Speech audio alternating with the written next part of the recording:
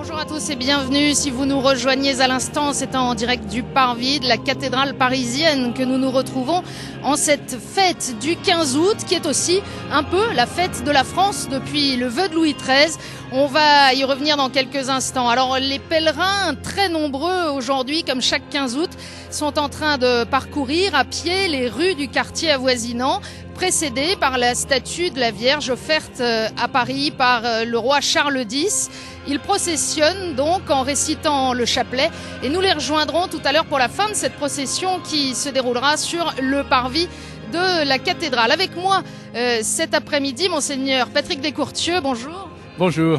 Merci d'avoir accepté de quitter la procession pour nous rejoindre. Monseigneur, vous êtes chapelain de Notre-Dame. Qu'est-ce que c'est en quelques mots qu'un chapelain ? Un chapelain, c'est un prêtre qui aide le recteur pour recevoir les pèlerins qui viennent très nombreux dans cette cathédrale. On a calculé qu'il y en avait en moyenne à peu près 40 000 par jour. 40 000 par jour et sans doute plus encore ce week-end avec cette grande fête de l'Assomption. Monseigneur, que célébrons-nous à l'Assomption ? Nous célébrons l'Assomption de la Vierge Marie. Que veut dire Assomption ? Assomption vient de deux mots latins, ad sumere, sumere prendre, et ad près de. Donc ce que nous fêtons, c'est le fait que le Seigneur, notre Dieu, notre Créateur et notre Sauveur, a pris auprès de lui, sumere ad, prendre auprès, a pris auprès de lui sa mère avec son corps et son âme. Alors, c'est une croyance, c'est une dévotion très ancienne dans l'Église, et pour autant, c'est un dogme récent. Voilà, on y croit dans l'Église depuis des siècles et des siècles, mais c'est seulement le 1er novembre 1950 que le pape Pie XII, après avoir consulté tous les évêques, il a consulté les évêques du monde entier, vous pouvez voir leurs noms écrits dans l'entrée de la basilique Saint-Pierre. Quand vous allez à Saint-Pierre, vous passez et devant les plaques qui portent les noms de tous les évêques qui ont dit oui, et qui ont donc incité le pape Pie XII, qui leur avait posé la question, à proclamer officiellement le dogme, de manière infaillible, le dogme de l'Assomption. Donc c'est quelque chose qui fait partie intégrante de la foi de l'Église. Alors, Monseigneur, on a pu l'apercevoir, les pèlerins sont en train de tourner derrière la cathédrale au pont de l'Archevêché. On les rejoindra tout à l'heure au moment où leur procession va longer la cathédrale par la rue du cloître Notre-Dame. Mais en réalité, le 15 août, ici à Paris, comme d'ailleurs dans tous les diocèses de France, ça a commencé hier. Sybille Delettre y était.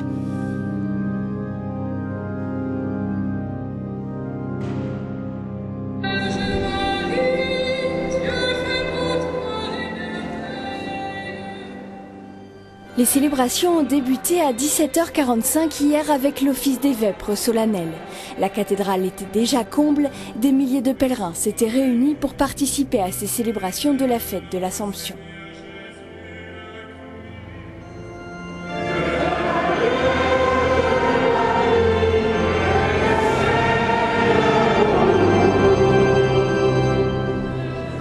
À 18h30, après les vêpres, le cardinal André XXIII a présidé une messe anticipée en présence des chevaliers du Saint-Sépulcre.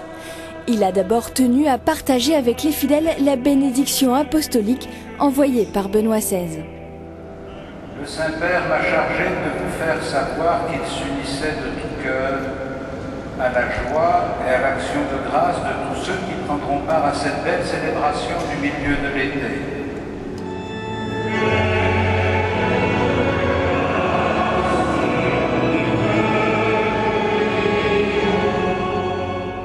Dans son homélie, le cardinal a rappelé que Marie est avant tout une figure d'espérance pour tous les chrétiens. Mère de l'espérance, elle l'est parce qu'elle est signe de la puissance de Dieu à l'œuvre dans la faiblesse humaine. Mère de l'espérance, elle l'est puisque par la grâce de Christ ressuscité, première bénéficiaire du salut remporté sur la mort par son Fils, elle est affranchie de la corruption du tombeau.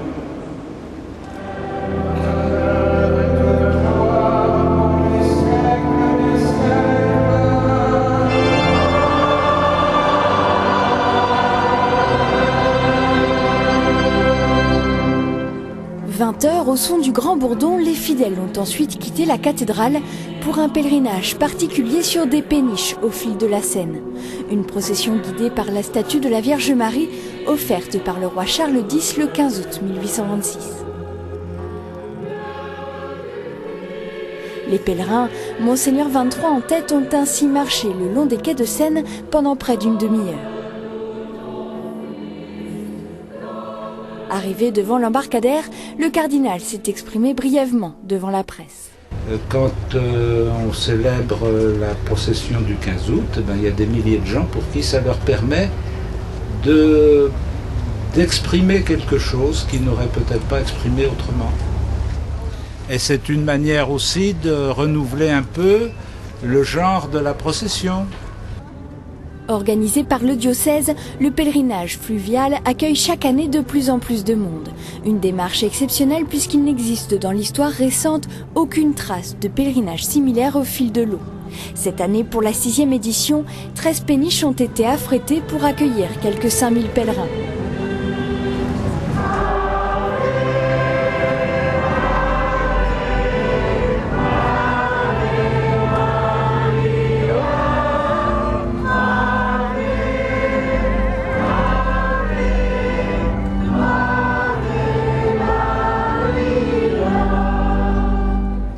À la tombée de la nuit, 1 heure durant, les péniches ont parcouru la Seine.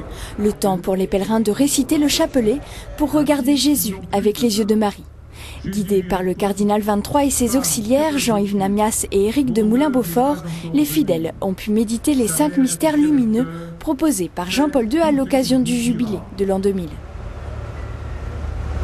Nous contemplons à présent les noces de Cana qui annoncent le don que Jésus fait de lui-même dans l'Eucharistie et qui scelle à l'heure de la croix lorsqu'il livre son corps et verse son sang pour l'humanité. Un chapelet récité en français bien sûr, mais aussi en anglais, allemand, espagnol et italien. Je vous salue Marie, pleine de grâce, le Seigneur est avec vous.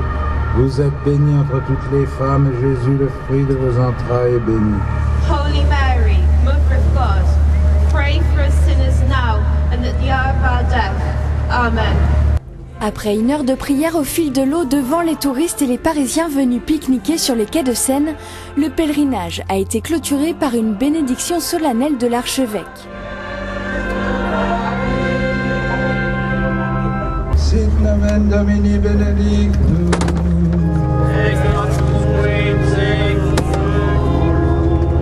Adiutorium nostrum in nomine Domini.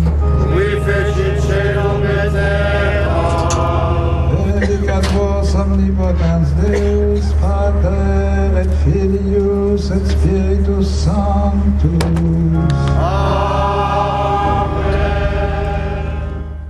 Les pèlerins ont retrouvé sur la terre ferme quelques fidèles, déçus de ne pas avoir pu monter dans les péniches, qui ont donc prié depuis les quais. Nous avons dit ensemble, la communauté, enfin le groupe de communauté qui étions restés, le chapelet sur la berge, en communion avec tous ceux et toutes celles qui étaient à bord. Et nous avons été quand même été très contentes de pouvoir voir passer la Vierge, même s'il y a eu une petite déception au profond de notre cœur. Mais l'essentiel, c'est d'avoir été, je pense, en communion les uns avec les autres. Quant aux pèlerins à peine sortis des péniches, tous sont comblés et heureux d'avoir pu prier la Vierge dans des circonstances si particulières. C'est la première fois. C'est la première fois que je participe à ça et je suis vraiment très contente. Pourquoi ? Mais parce que j'ai reçu beaucoup de choses aujourd'hui. La prière ensemble comme ça me plaît. Ça allait quand même un peu lentement, mais bon, sinon, ouais, c'était bien. C'est lourd un petit peu dans Paris. Ah, c'est impressionnant, surtout on voit vraiment la foi des gens qui est là, présente, et puis surtout on a le sentiment que les gens qui regardent sont très contents, et ça prie, quoi, c'est beau. Après un débarquement quelque peu acrobatique, la Vierge en argent a regagné elle aussi la terre ferme. Après ce pèlerinage, elle a retrouvé Notre-Dame avant de ressortir pour une nouvelle procession aujourd'hui, à pied cette fois.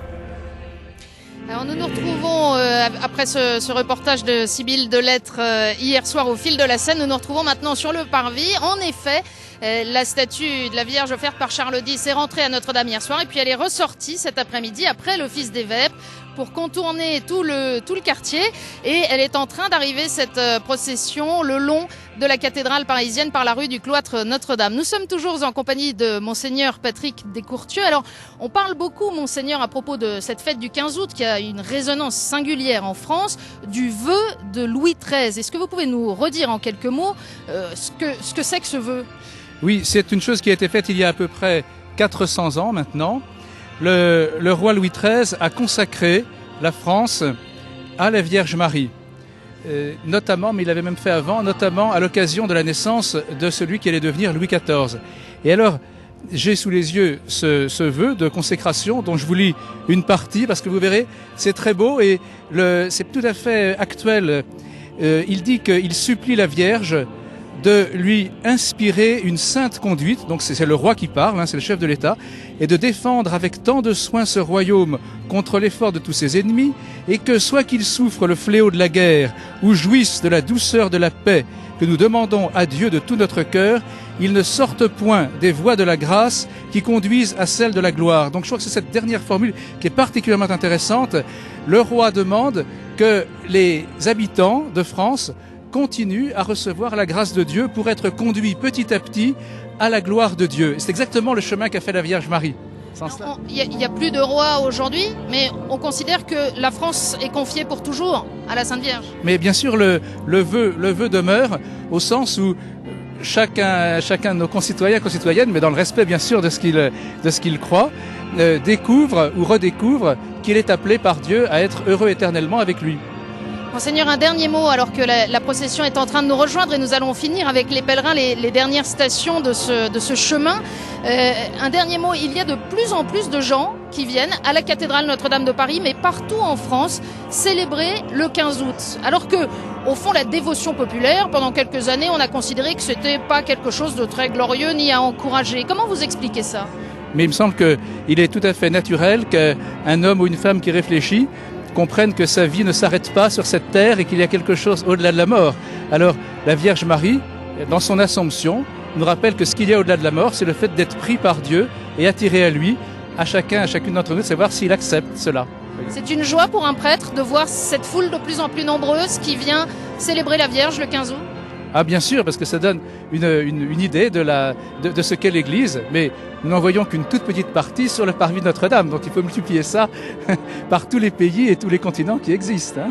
Monseigneur Descourtieux, merci infiniment d'avoir bien voulu nous rejoindre et vous priver des dernières étapes de cette procession mariale autour du cœur de Paris, procession dont nous allons vivre avec les pèlerins maintenant les toutes dernières étapes et puis qui se prolongera ensuite par la messe de l'Assomption célébrée par le cardinal André XXIII, archevêque de Paris. On rejoint donc maintenant tout de suite les pèlerins derrière la statue de la Sainte Vierge.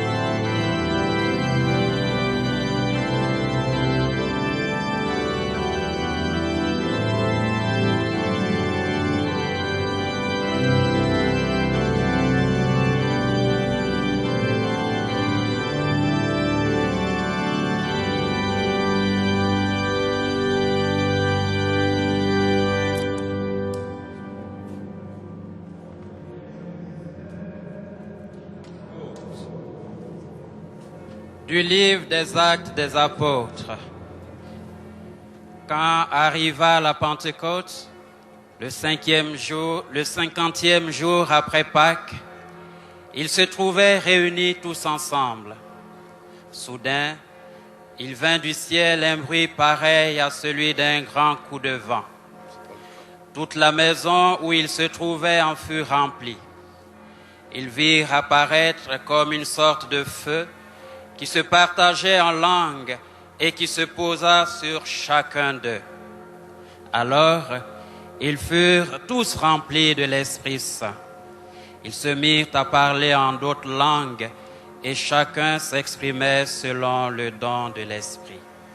Par le mystère de la Pentecôte, le Seigneur sanctifie son Église au milieu des nations, afin de répandre à travers elle les dons du Saint-Esprit sur l'immensité du monde. Puisse l'Esprit Saint, que le Seigneur ne cesse de répandre en nos cœurs, nous faire pénétrer plus avant dans l'intelligence du mystère de l'amour dont Dieu nous aime. Au pied de la façade de la cathédrale, près du portail de la Vierge, prions pour que Marie, étoile de l'évangélisation et reine des apôtres, guide aujourd'hui encore avec une affection maternelle les missionnaires distribués de par le monde, tout comme elle a accompagné les apôtres au premier temps de l'Église. Prions pour que l'Esprit Saint allume chez les jeunes le feu de l'amour divin et qu'il les rende semeurs d'espérance pour une humanité nouvelle. Prions pour que la réponse de tout le peuple de Dieu à la vocation commune à la sainteté et à la mission soit encouragée et nourrie par un discernement attentif des charismes et une application zélée à la formation spirituelle et culturelle. Prions pour que l'Esprit Saint, qui rassemble les hommes de toutes langues dans la profession de la même foi, garde chaque baptisé fidèle à la foi reçue au baptême.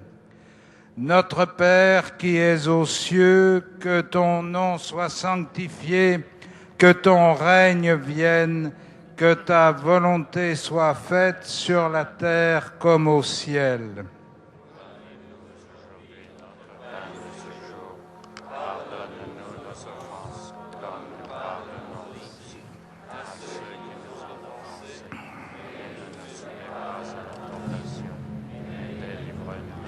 Je vous salue Marie, pleine de grâce, le Seigneur est avec vous. Vous êtes bénie entre toutes les femmes et Jésus, le fruit de vos entrailles, est béni. Sainte Marie, Mère de Dieu, priez pour nous pauvres pécheurs, maintenant. Je vous salue Marie, pleine de grâce, le Seigneur est avec vous. Vous êtes bénie entre toutes les femmes, et Jésus, le fruit de vos entrailles, est béni. Sainte Marie, Mère de Dieu, priez pour nous pauvres pécheurs, maintenant et à l'heure de notre mort. Je vous salue Marie, pleine de grâce, le Seigneur est avec vous. Vous êtes bénie entre toutes les femmes, et Jésus, le fruit de vos entrailles, est béni.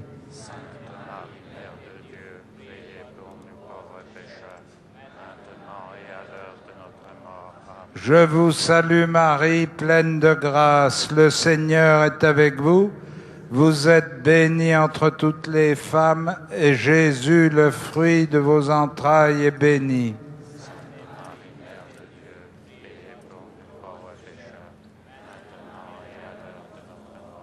Je vous salue Marie, pleine de grâce, le Seigneur est avec vous.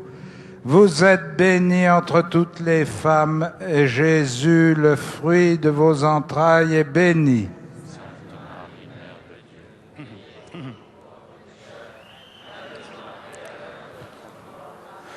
Gegrüßet seist du, Maria, voll der Gnade, der Herr ist mit dir.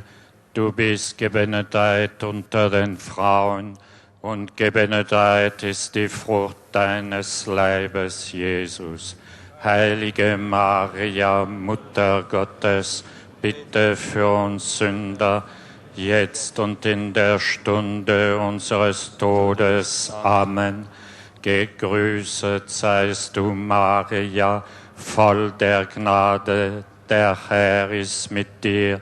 Du bist gebenedeit unter den Frauen, und gebenedeit ist die Frucht deines Leibes, Jesus. Heilige Maria, Mutter Gottes, bitte für uns Sünder, jetzt und in der Stunde unseres Todes. Amen. Gegrüßet seist du, Maria, voll der Gnade, der Herr ist mit dir. Du bist gebenedeit unter den Frauen, und gebenedeit ist die Frucht deines Leibes, Jesus. Heilige Maria, Mutter Gottes, bitte für uns Sünder, jetzt und in der Stunde unseres Todes. Amen. Gegrüßet seist du, Maria, voll der Gnade, der Herr ist mit dir. Du bist gebenedeit unter den Frauen, und gebenedeit ist die Frucht deines Leibes, Jesus. Heilige Maria, Mutter Gottes, bitte für uns Sünder, jetzt und in der Stunde unseres Todes. Amen. Gegrüßet seist du, Maria, voll der Gnade, der Herr ist mit dir. Du bist gebenedeit unter den Frauen, und gebenedeit ist die Frucht deines Leibes, Jesus. Heilige Maria, Mutter Gottes, bitte für uns Sünder, jetzt und in der Stunde unseres Todes. Amen. Amen.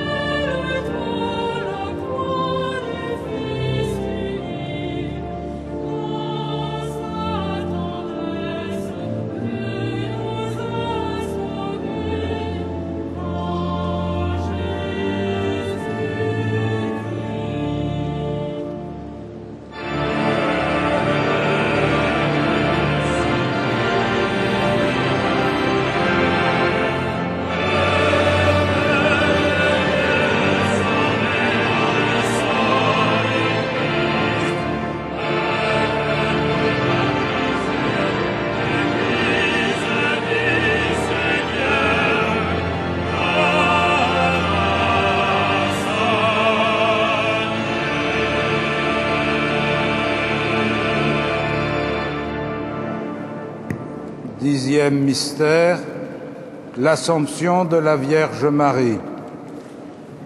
Du livre de l'Apocalypse. Un signe grandiose apparut dans le ciel. Une femme ayant le soleil pour manteau, la lune sous les pieds et sur la tête une couronne de 12 étoiles.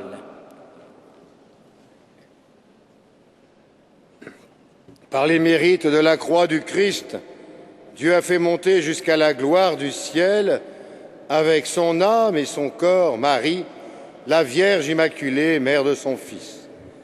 Puisque nous aussi nous sommes sauvés par la croix de Jésus-Christ, puissions-nous voir en Marie la première des rachetés, la parfaite image de l'Église à venir, celle qui soutient notre espérance, alors que nous sommes encore en chemin. Au cœur de la cathédrale Notre-Dame de Paris, nous prions pour tous ceux et toutes celles qui, jour après jour, entrent dans ce lieu saint. Pour ceux qui viennent s'y recueillir, y prier, y rencontrer leur Seigneur. Pour ceux qui sont simplement attirés par sa beauté, prions pour toutes celles et tous ceux qui sont touchés par la grâce. Prions pour toutes celles et tous ceux qui œuvrent chaque jour en ce haut lieu de chrétienté à l'accueil des millions de pèlerins et visiteurs venus du monde entier. Notre Père qui es aux cieux, que ton nom soit sanctifié, que ton règne vienne, que ta volonté soit faite sur la terre comme au ciel.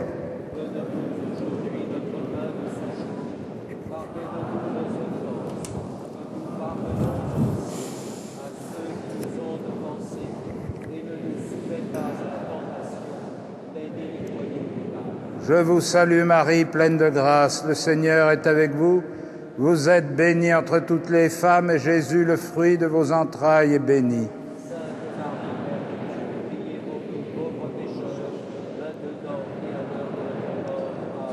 Je vous salue Marie, pleine de grâce, le Seigneur est avec vous. Vous êtes bénie entre toutes les femmes et Jésus, le fruit de vos entrailles, est béni.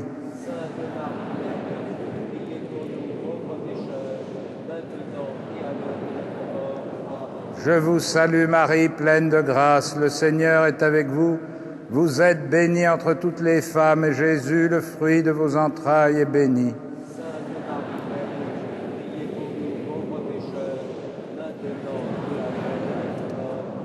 Je vous salue Marie, pleine de grâce, le Seigneur est avec vous. Vous êtes bénie entre toutes les femmes et Jésus, le fruit de vos entrailles, est béni.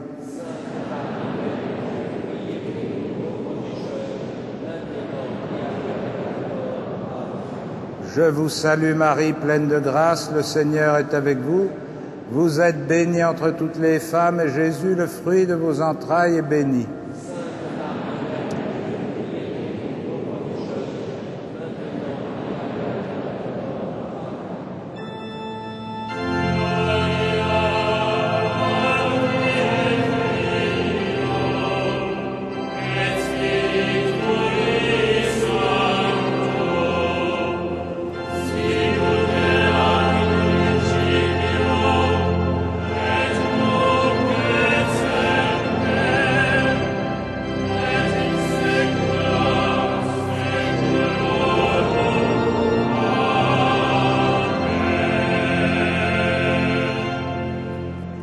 Maintenant, devant la Pietà qui commémore le vœu prononcé par le roi Louis XIII le 10 février 1638 pour consacrer la France à la Vierge Marie, au nom de tous les croyants de notre pays, je me tourne vers Notre-Dame et je répète ce vœu prononcé par le roi Louis XIII en le confiant à la prière de tous les chrétiens. Nous avons déclaré et déclarons que prenant la très sainte et très glorieuse Vierge pour protectrice spéciale de notre royaume, nous lui consacrons particulièrement notre personne notre État, notre couronne et nos sujets, la suppliant de nous vouloir inspirer une sainte conduite et défendre avec tant de soin ce royaume contre l'effort de tous ses ennemis, et que, soit qu'il souffre le fléau de la guerre, ou qu'il jouisse de la douceur de la paix que nous demandons à Dieu de tout notre cœur, il ne sorte point des voies de la grâce qui conduisent à celle de la gloire.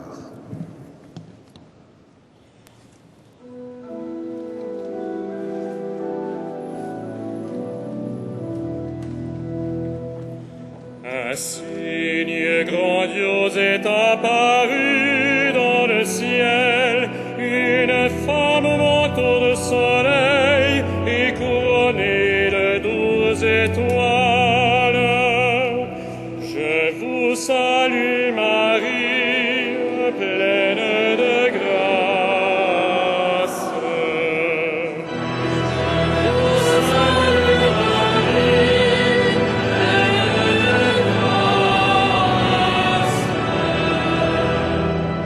ton trône est divin, trône éternel, ton sceptre de royal et sceptre de droiture.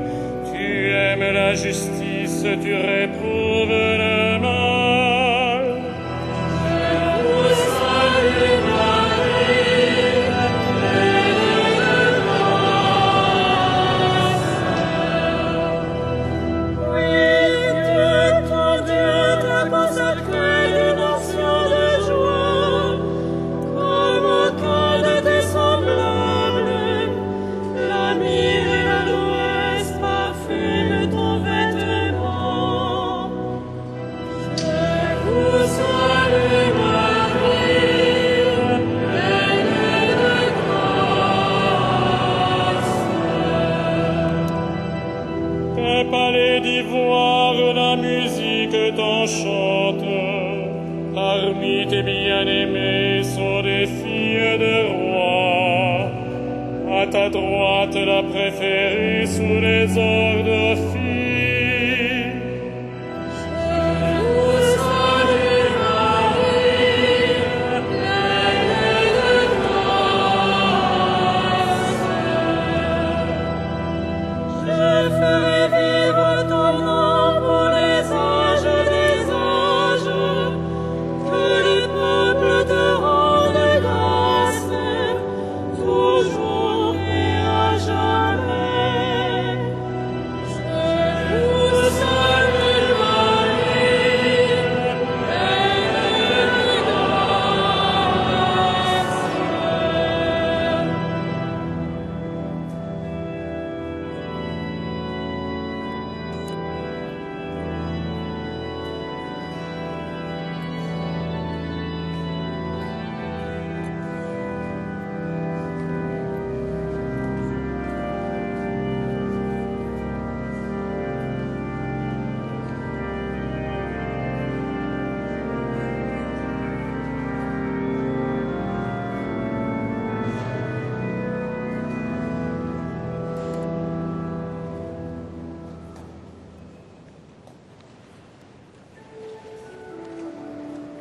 Gloria in excelsis Deo.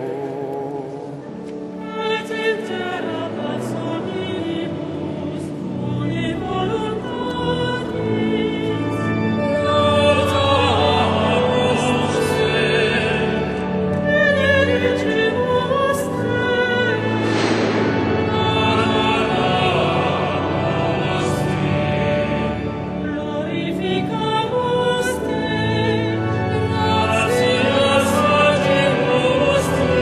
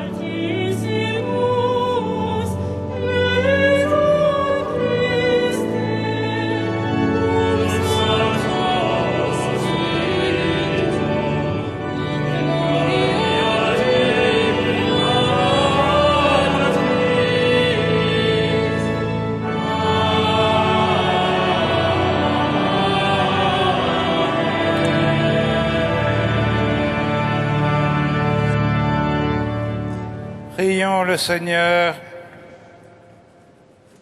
Dieu éternel et tout-puissant, toi qui as fait monter jusqu'à la gloire du ciel avec son âme et son corps, Marie, la Vierge Immaculée, Mère de ton Fils, fais que nous demeurions attentifs aux choses d'en haut pour obtenir de partager sa gloire par Jésus-Christ, ton Fils, notre Seigneur et notre Dieu, qui vit et règne avec toi et le Saint-Esprit, maintenant et pour les siècles des siècles.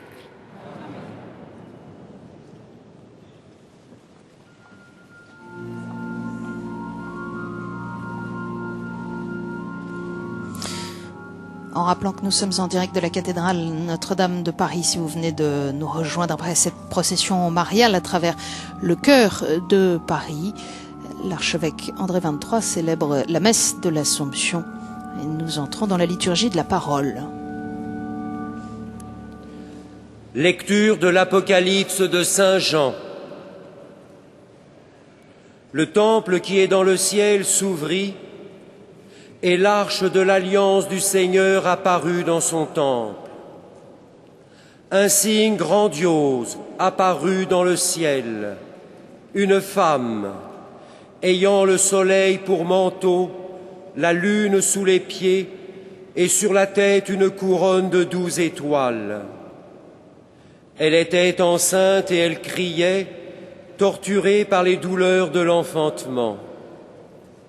Un autre signe apparut dans le ciel, un énorme dragon rouge feu, avec 7 têtes et 10 cornes, et sur chaque tête un diadème. Sa queue balayait le tiers des étoiles du ciel et les précipita sur la terre. Le dragon se tenait devant la femme qui allait enfanter, afin de dévorer l'enfant dès sa naissance. Or, la femme mit au monde un fils, un enfant mâle, celui qui sera le berger de toutes les nations, les menant avec un sceptre de fer. L'enfant fut enlevé auprès de Dieu et de son trône, et la femme s'enfuit au désert, où Dieu lui a préparé une place. Alors, j'entendis dans le ciel une voix puissante qui proclamait « Voici maintenant le salut, la puissance et la royauté de notre Dieu et le pouvoir de son Christ. » Parole du Seigneur.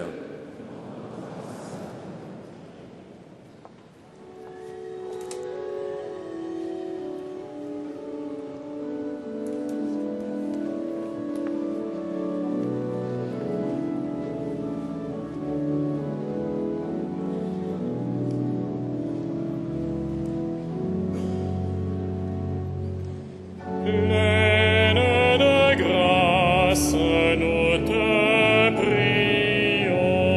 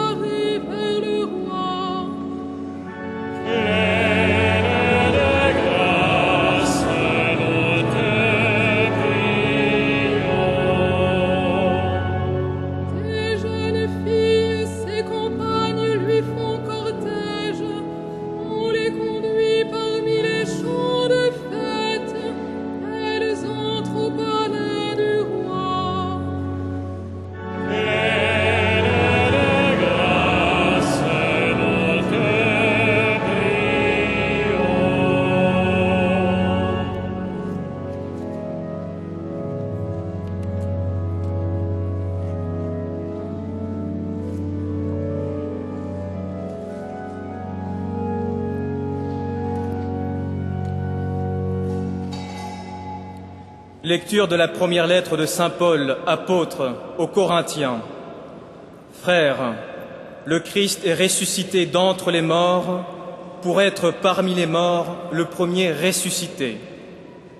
Car la mort étant venue par un homme, c'est par un homme aussi que vient la résurrection. En effet, c'est en Adam que meurent tous les hommes. C'est dans le Christ que tous revivront, mais chacun à son rang. En premier le Christ, et ensuite ceux qui seront au Christ lorsqu'il reviendra.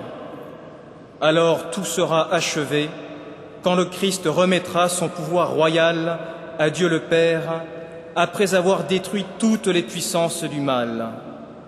C'est lui, en effet, qui doit régner jusqu'au jour où il aura mis sous ses pieds tous ses ennemis.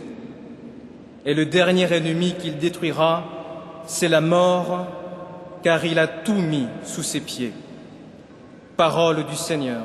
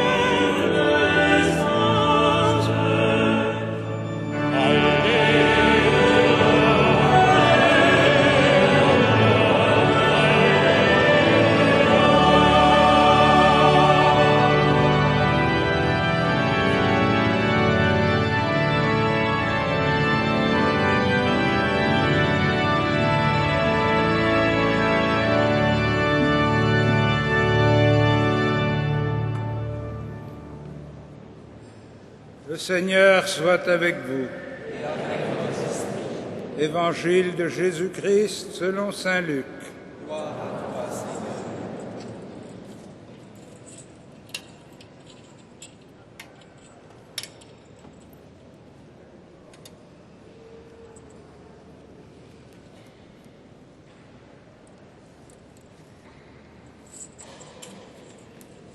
En ces jours-là, Marie se mit en route rapidement vers une ville de la montagne de Judée. Elle entra dans la maison de Zacharie et salua Élisabeth. Or, quand Élisabeth entendit la salutation de Marie, l'enfant tressaillit en elle. Alors Élisabeth fut remplie de l'Esprit Saint et s'écria d'une voix forte, « Tu es bénie entre toutes les femmes, et le fruit de tes entrailles est béni. Comment ai-je ce bonheur que la mère de mon Seigneur vienne jusqu'à moi? Car j'ai entendu tes paroles de salutation, et alors l'enfant a tressailli d'allégresse au-dedans de moi. Heureuse celle qui a cru à l'accomplissement des paroles qui lui furent dites de la part du Seigneur. » Marie dit alors, « Mon âme exalte le Seigneur, mon esprit exulte en Dieu mon Sauveur. Il s'est penché sur son humble servante. Désormais, tous les âges me diront bienheureuse. Le Puissant fit pour moi des merveilles, saint est son nom. Son amour s'étend d'âge en âge sur ceux qui le craignent. Déployant la force de son bras, il disperse les superbes. Il renverse les puissants de leur trône. Il élève les humbles, il comble de biens les affamés, renvoie les riches les mains vides. Il relève Israël, son serviteur, il se souvient de son amour, de la promesse faite à nos pères en faveur d'Abraham et de sa race à jamais.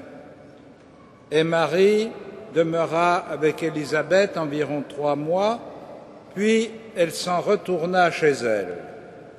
Acclamons la parole de Dieu.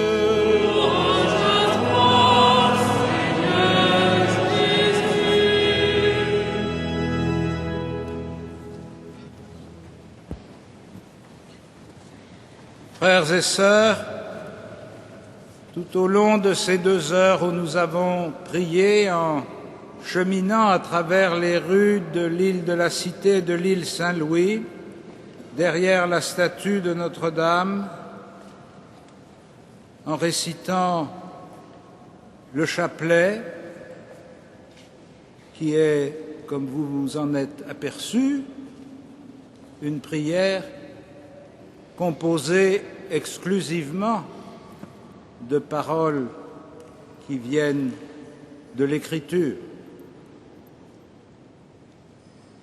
Tu es bénie entre les femmes. C'est la parole qu'Élisabeth dit à Marie, c'est la parole que nous redisons dans le Je vous salue Marie.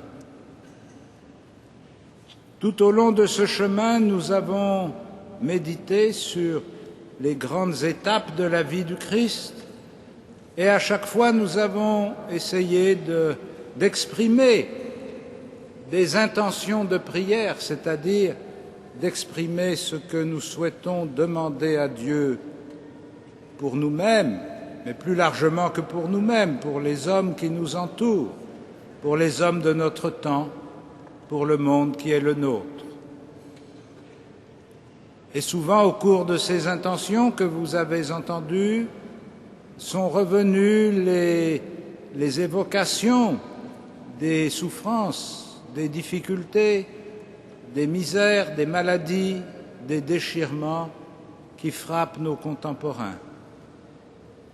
Ils sont aujourd'hui, dans le temps que nous vivons, la concrétisation, la réalisation de ce grand combat dont le visionnaire de l'Apocalypse a évoqué les grandes figures à travers l'image de la femme couronnée d'étoiles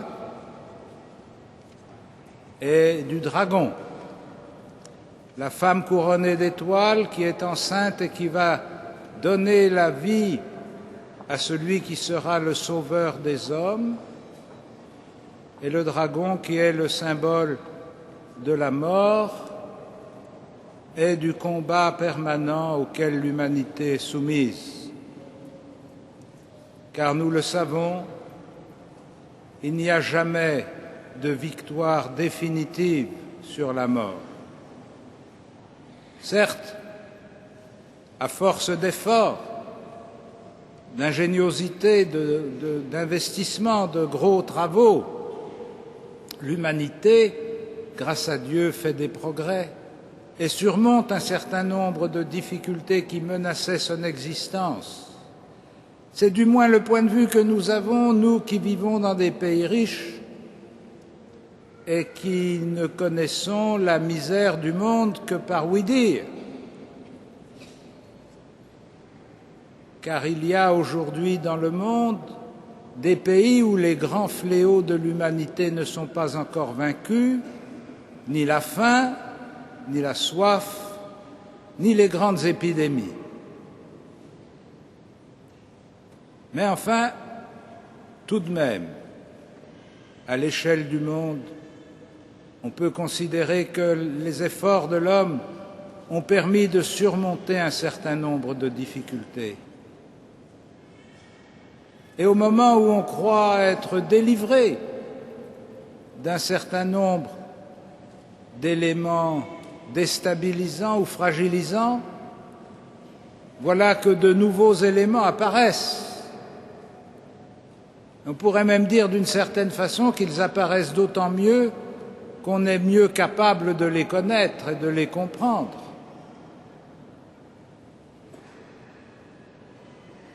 Mais en 2009, les risques de déstabilisation économique, les risques d'épidémie continuent d'être une réalité, non seulement pour des pays frappés cruellement par la misère, mais même pour nos pays développés.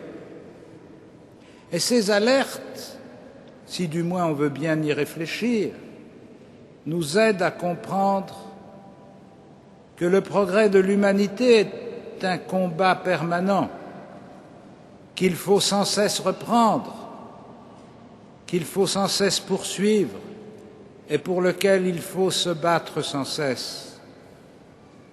Il n'y a pas de pause, il n'y a pas de repos.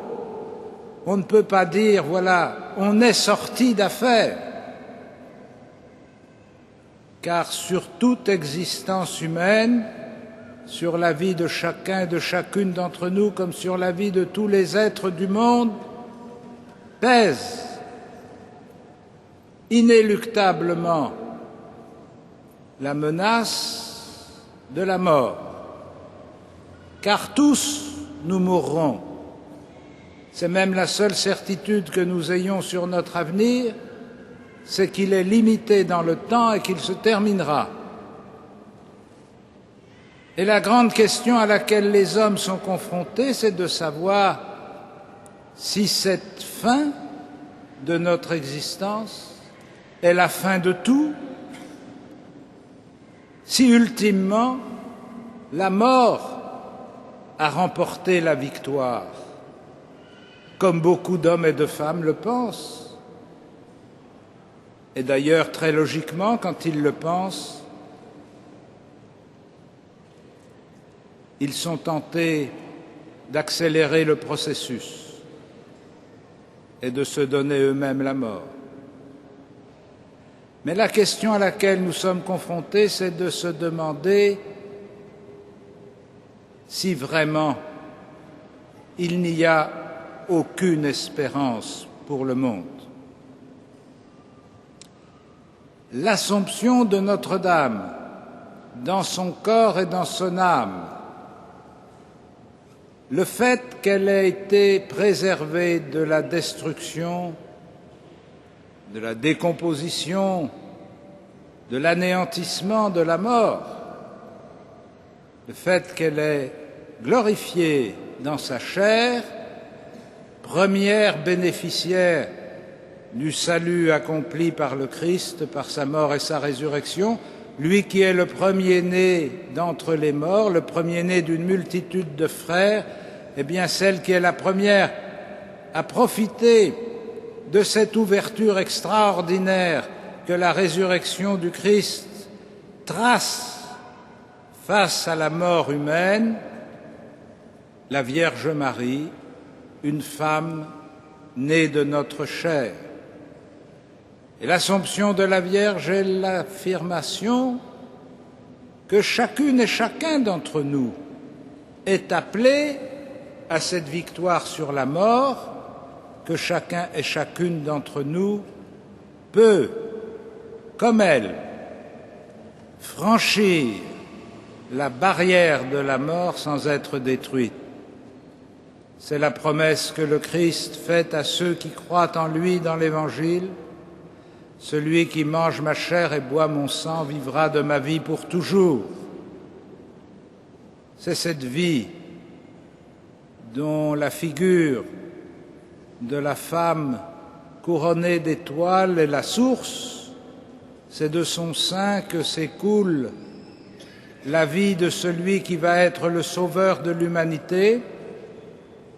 Et c'est cet enfantement du Fils de Dieu dans notre chair qui est la victoire sur le mal figuré par le dragon.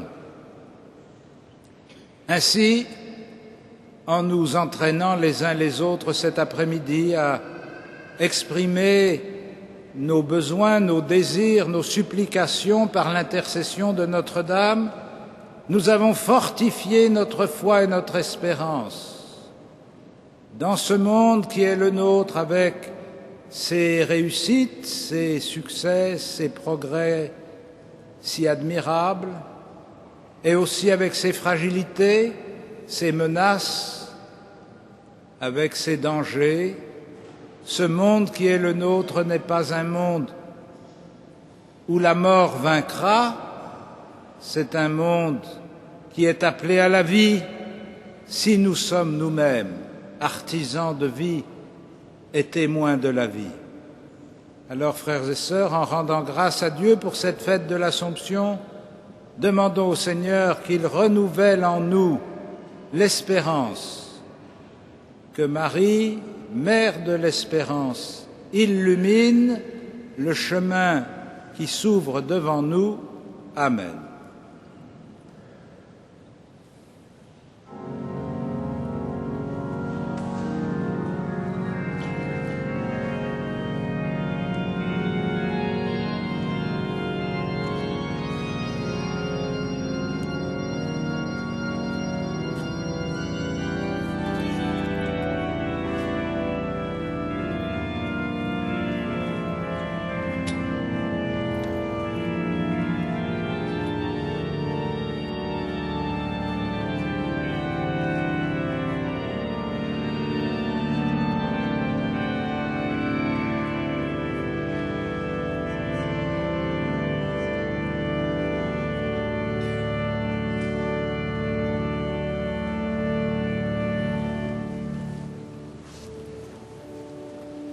Credo in unum Deum.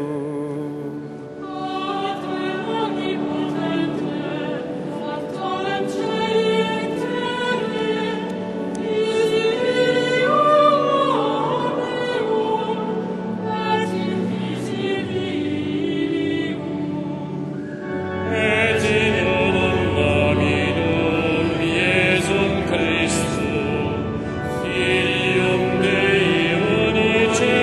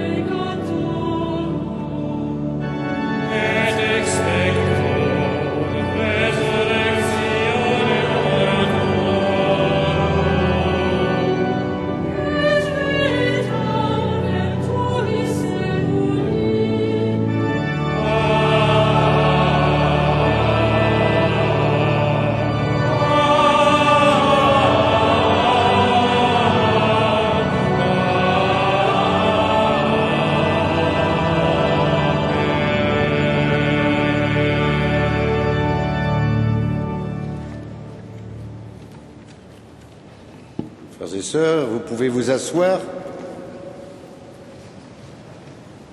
Les bénévoles de la cathédrale, s'il en reste encore de vaillants après ces processions, vont passer maintenant parmi vous pour procéder à la quête. Inutile de vous dire que ces fêtes du 14 et du 15 août sont une grande charge, à tout point de vue, pour la cathédrale, y compris financière. Donc, comme chaque année, je me permets de faire un appel pour vous demander plus cette année encore que les autres années, de faire un effort pour répondre à cette demande de générosité. Merci d'avance, parce que j'ai confiance.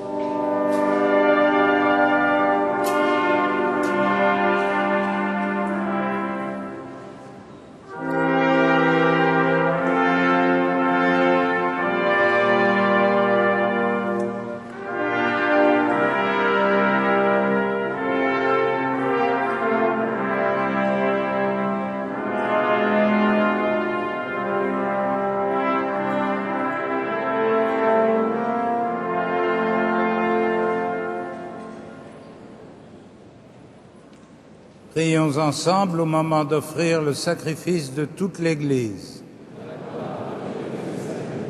Seigneur, que s'élève jusqu'à toi notre fervent sacrifice, et tandis qu'intercède pour nous la très sainte Vierge Marie emportée au ciel, que nos cœurs brûlants de charité aspirent toujours à monter vers toi, par Jésus le Christ, notre Seigneur.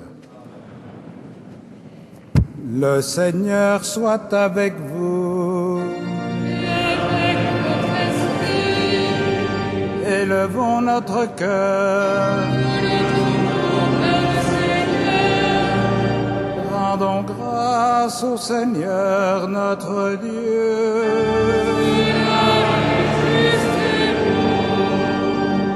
Vraiment, il est juste et bon de te rendre gloire,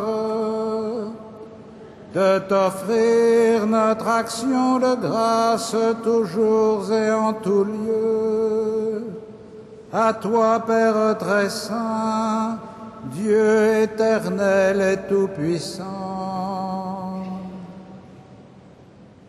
Aujourd'hui, la Vierge Marie, la Mère de Dieu, est élevée dans la gloire du ciel. Parfaite image de l'Église à venir, aurore de l'Église triomphante, elle guide et soutient l'espérance de ton peuple encore en chemin. Tu as préservé de la dégradation du tombeau le corps qui avait porté ton propre Fils et mis au monde l'auteur de la vie. C'est pourquoi avec tous les anges du ciel, pleins de joie, nous te chantons.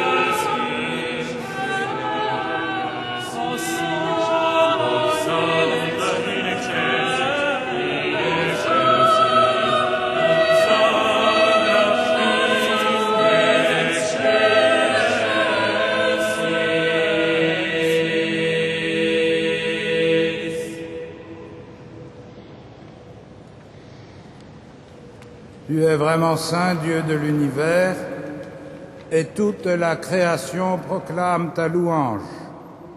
Car c'est toi qui donnes la vie, c'est toi qui sanctifies toutes choses par ton Fils Jésus-Christ notre Seigneur, avec la puissance de l'Esprit Saint. Et tu ne cesses de rassembler ton peuple afin qu'il te présente partout dans le monde une offrande pure. C'est pourquoi nous voici rassemblés devant toi, et dans la communion de toute l'Église, nous célébrons le jour où la Vierge, Mère de Dieu, a été élevée au ciel dans la gloire de son Fils Jésus-Christ notre Seigneur. Par lui qui est à l'origine de notre foi et qui l'amène à sa perfection, Dieu Tout-Puissant, nous te supplions de consacrer toi-même les offrandes que nous apportons. Sanctifie-les par ton Esprit, pour qu'elles deviennent le corps et le sang de ton Fils Jésus-Christ notre Seigneur, qui nous a dit de célébrer ce mystère. La nuit même où il fut livré, il prit le pain, en te rendant grâce, il le bénit, il le rompit et le donna à ses disciples en disant : « Prenez et mangez-en tous, ceci est mon corps livré pour vous. »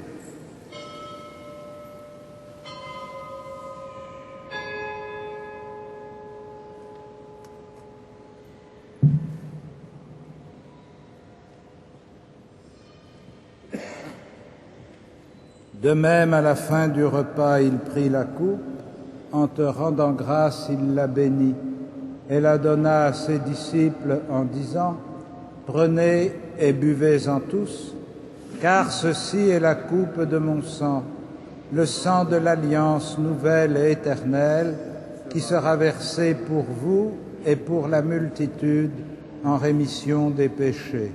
Vous ferez cela en mémoire de moi.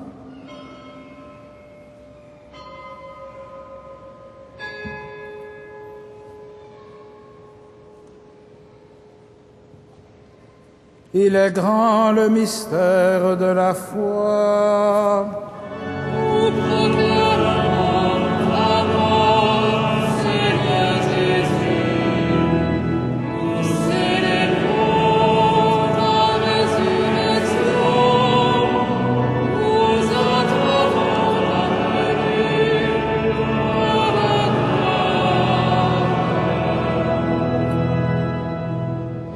Faisant mémoire de ton Fils, de sa passion qui nous sauve, de sa glorieuse résurrection et de son ascension dans le ciel, alors que nous attendons son dernier avènement, nous présentons cette offrande vivante et sainte pour te rendre grâce. Regarde, Seigneur, le sacrifice de ton Église et daigne y reconnaître celui de ton Fils, qui nous a rétablis dans ton alliance. Quand nous serons nourris de son corps et de son sang et remplis de l'Esprit Saint, accorde-nous d'être un seul corps et un seul esprit dans le Christ, et que l'Esprit Saint fasse de nous une éternelle offrande à ta gloire, pour que nous obtenions un jour les biens du monde à venir, auprès de la Vierge Marie, la bienheureuse Mère de Dieu, avec les apôtres, les martyrs et tous les saints qui ne cessent d'intercéder pour nous.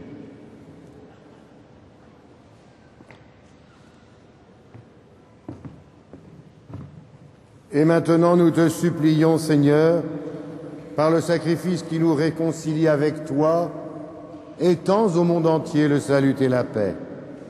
Affermis la foi et la charité de ton Église au long de son chemin sur la terre.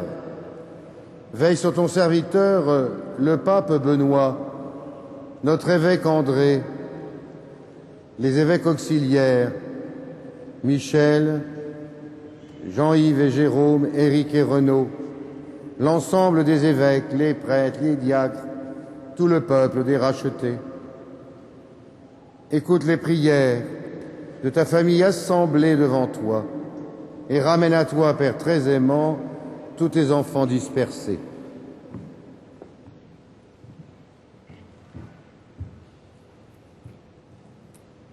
Pour nos frères et sœurs défunts, pour les hommes qui ont quitté ce monde et dont tu connais la droiture, nous te prions.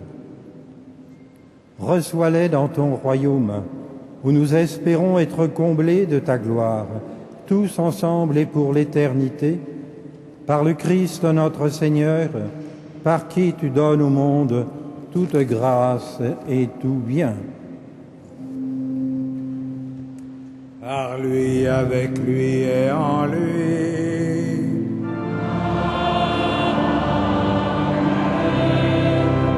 À toi, Dieu le Père Tout-Puissant, dans l'unité du Saint-Esprit,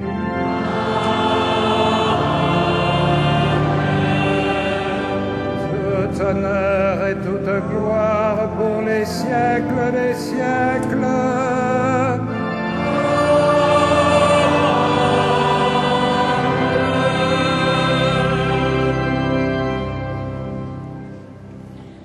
Receptis salutaribus moniti, et divina institutione formati, audemus dicere.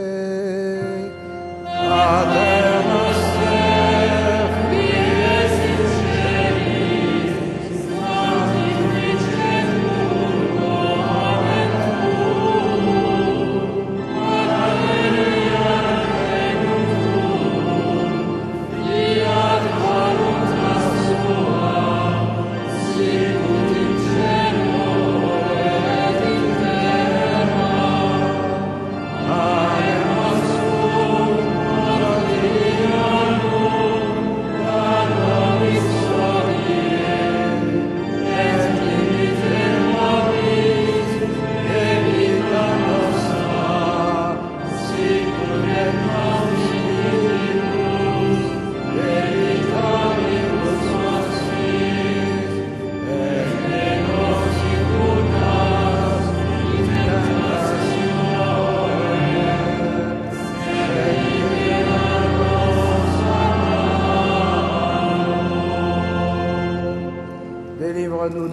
le Seigneur, et donne la paix à notre temps.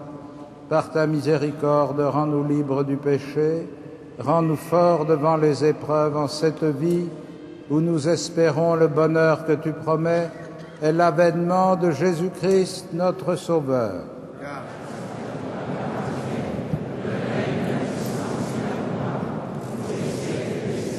Seigneur Jésus-Christ, tu as dit à tes apôtres, je vous laisse la paix, je vous donne ma paix. Ne regarde pas nos péchés, mais la foi de ton Église. Pour que ta volonté s'accomplisse, donne-lui toujours cette paix et conduis-la vers l'unité parfaite, toi qui règnes pour les siècles des siècles. Amen. Et que la paix du Seigneur soit toujours avec vous. Dans la charité du Christ, donnons-nous la paix.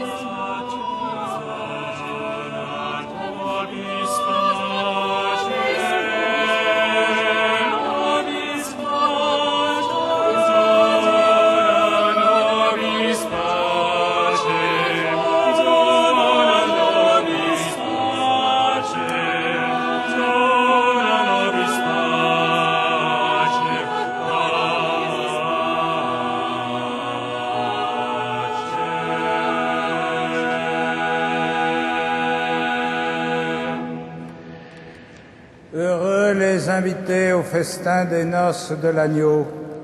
Voici l'agneau de Dieu qui enlève le péché du monde. Seigneur, je ne suis pas digne de te recevoir, mais dis seulement une parole et je serai.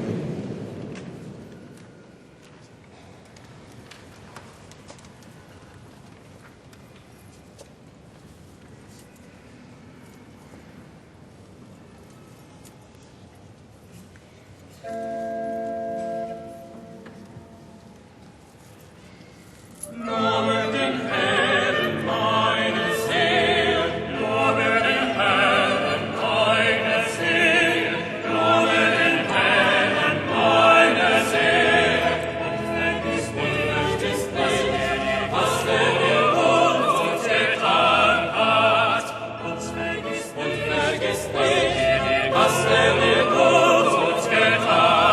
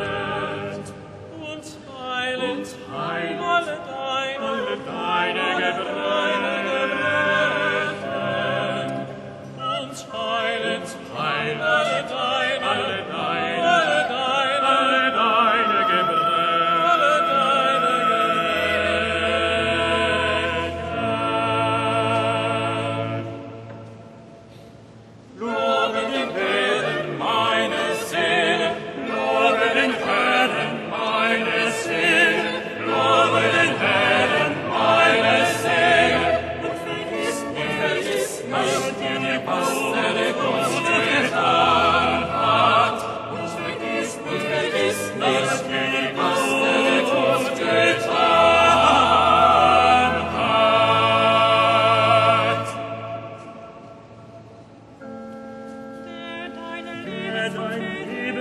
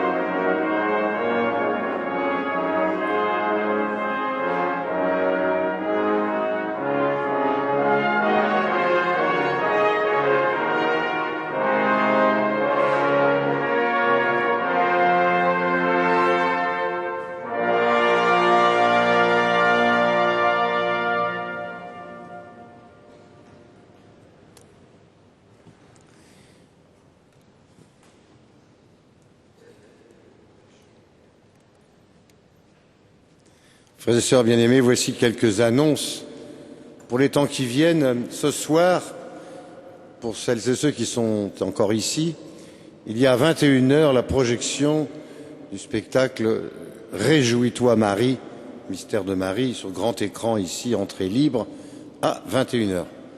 Demain dimanche, les horaires des messes et des offices sont aux heures habituelles, 8h30 la messe, et ensuite les laudes, ensuite à 10h une autre messe, la grand-messe, 11h30, messe et 12h45. L'après-midi, les vêpres, et puis la messe à 18h30 demain soir, ici à notre cathédrale pour clôturer notre dimanche.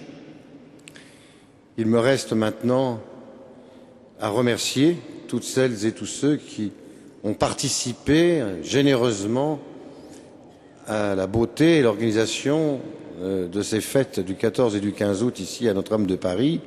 On oublie toujours des gens, mais bref, je remercie le personnel, les bénévoles, et parmi le personnel, tous ceux qui sont cachés pour le son, la lumière, la régie, etc., etc. Les sacristains, bien sûr. Je remercie les musiciens, c'est-à-dire Maître Latry aux grandes orgues, l'ensemble de cuivre qui nous a enchantés pendant ce 15 août, et puis Yves Castagnier à l'orgue de chœur et la maîtrise Notre-Dame avec Monsieur Chalet qui nous a enchantés aussi en animant ses chants et ses réflexions magnifiques. D'autre part, je remercie aussi, bien sûr, toutes celles et tous ceux qui, de l'extérieur, donnaient un coup de main ici à Notre-Dame, la protection civile, évidemment toute l'équipe de KTO, bien sûr aussi tous ceux qui, en entreprise GLT, nous ont permis de vivre ce temps. Et enfin, je termine, comme ça j'aurais remercié tout le monde, en remerciant du fond du cœur le cardinal André XXIII, notre archevêque bien-aimé, d'être venu chez lui, bien sûr, on ne l'oublie pas, présider toutes ces fêtes depuis hier jusqu'à ce soir. Un grand merci.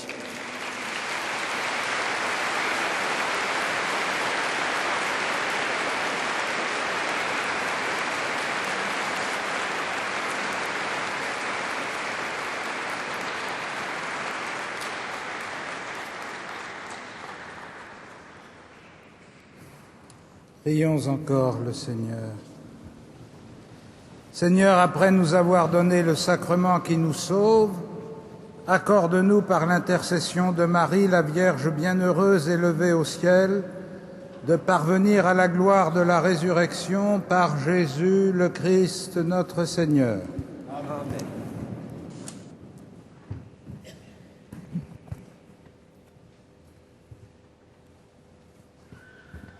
Sit nomen Domini benedictum.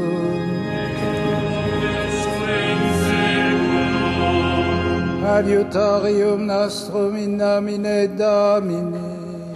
Qui feci celum et terra. Benedicat vos omnipotens Deus, Pater, et Filius, et Spiritus Sanctus.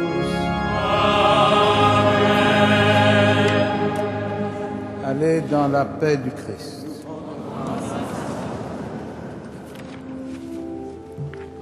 Salve Regina.